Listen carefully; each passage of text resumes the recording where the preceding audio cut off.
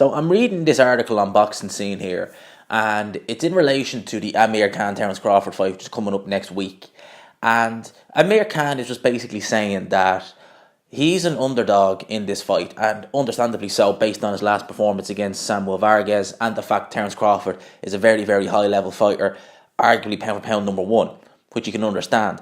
But he also feels, Amir Khan does anyway, that Terence Crawford is lacking a bit of confidence and has some doubt in this fight, that this fight is a foregone conclusion, because he has a rematch clause in place. Now I'm going to quote Amir Khan here.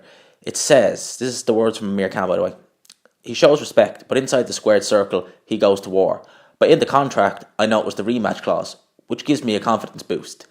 There must be some doubt in him to have a rematch clause, but Crawford's a good boxer, and he reads a fight very well.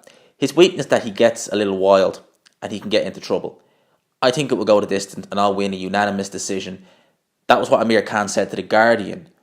Part of the reason that many people aren't giving Khan a chance was his victory against Samuel Vargas. He won a unanimous decision, was dropped and rocked in the fight in the latter stages. Yeah, I remember that fight.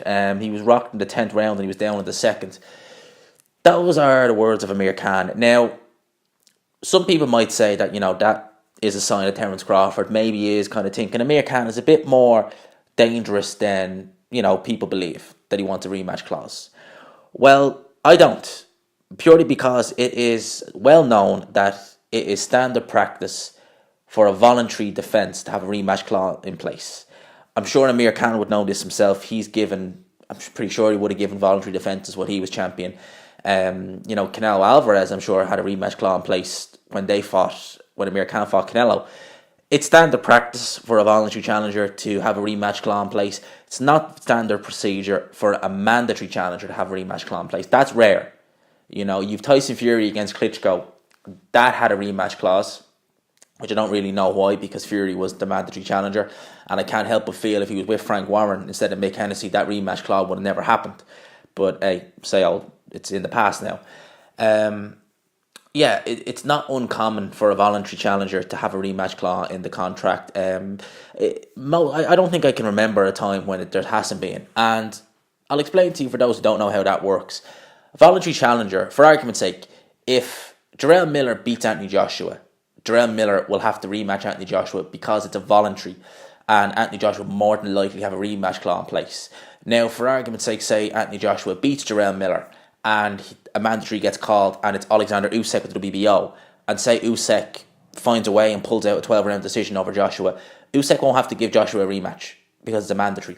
That's kind of how it works, and I'm sure Amir Khan knows that himself, but Amir Khan, I think, is just trying to take whatever confidence boost he can get, and I think he needs to. He's a 10-1 underdog in this fight, which I think are quite, those are quite short odds on Amir Khan to win.